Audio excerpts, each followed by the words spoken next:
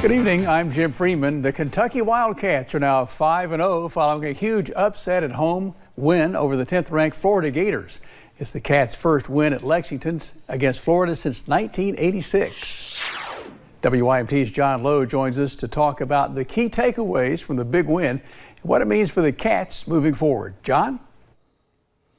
Hey, Jim, that's right. A program-defining win for the Wildcats and certainly a big game Big Blue Nation will remember for a long time. So let's check out some of those highlights.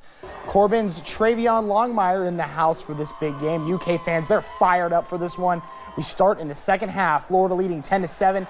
Kentucky in the red zone. It's Will Levis with the handoff to Chris Rodriguez from 9 yards out. Kentucky takes a 10-point lead.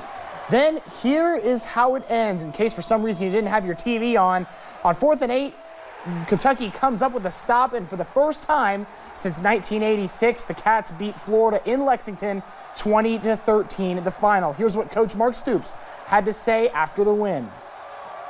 Defensively, back-to-back, as good of performances as we've had in a long time.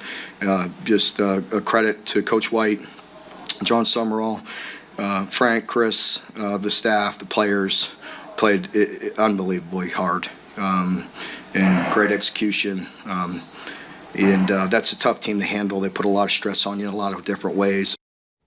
So here's what this all means on the box score. It's the first win over the Gators, as we mentioned, in Lexington since 1986. Second 3-0 start in the SEC since 2018. We'll have much more highlights from this game and reaction in a little under 20 minutes on our Appalachian Wireless Sports Overtime show. But for now, Jim, back to you. All right, thanks, John. What a night. Tonight, Kentucky's Wildcats played in front of a sellout crowd, packing Kroger Field to watch the historic rivalry.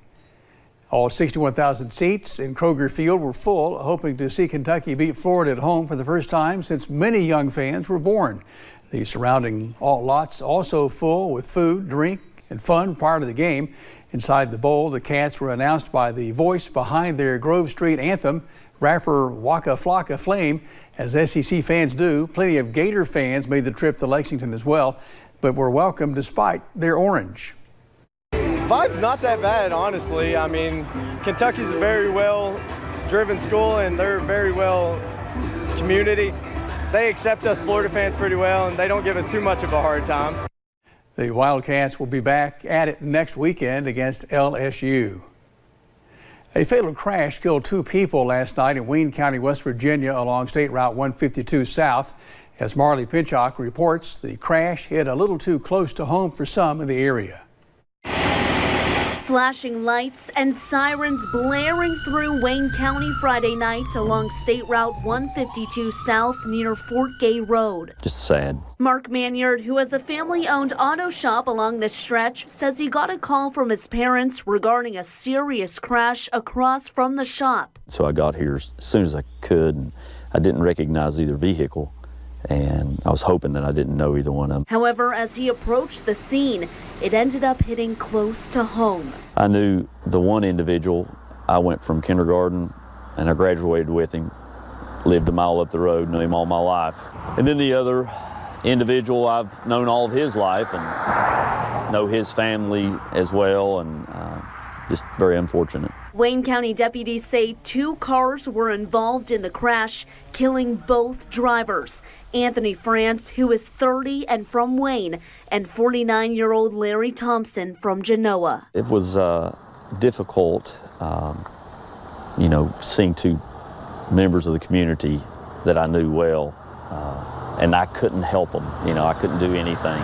Feeling helpless watching the incident unfold. Just imagining what their families are going through, it's just tough, and hopefully they can find some relief somehow. Cherishing the memories of 2 well-loved community members who will be kept near and dear to heart.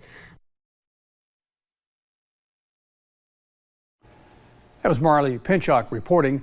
There were no other passengers in either of the cars at the time of the crash. We're still waiting to hear from deputies on the cause of the crash. A semi-crash in Rowan County shut down I-64 for hours this morning. The fire department tells us it happened just before 5 a.m. in the westbound lanes. As you can see, the semi flipped over on its side. Thankfully, the driver was not hurt. No other vehicles were involved. The road was shut down for about 6 hours. The Paintsville area just wrapped up a new celebration. The Alley Fest stage is now winding down as Alley on Main ends its first music festival, an event that organizers say was a great way to turn up the volume for those who turned out for the Autumn Festival. They really enjoy it, and the community is really supportive of what we're doing, and they want to see more of this in our area for sure. Pelfrey says they plan to host another music festival next year and have concerts on deck every week. The Pike County Pumpkin Patch is offering fun for the entire family and all for a good cause. 3 Mile Creek Farms in the small community of Dorton rescues neglected, abused, or otherwise unwanted farm animals like goats and sheep, chickens, rabbits, and more. Today, the farm hosted its annual Pumpkin Patch, and families came out to have some fun. The farm hosts its Pumpkin Patch every Friday, Saturday, and Sunday in October and funds its upkeep for its rescued animals through these events. Today, we caught up with the student volunteer from Alice Lloyd College to see what they thought of the event. We said, wow, this sounds pretty fun, right? A pumpkin patch with kids. And so we came over here and it's been a blast. We've been over here since last Saturday. And I don't know, I just like helping this community because it's close by Alice Lloyd and it feels a lot better than going a state away to help. Chafin said he and his 2 fellow Alice Lloyd volunteers, Carries and Izzy, are having a great time volunteering and helping the Dorton community. Stay connected. We'll be right back.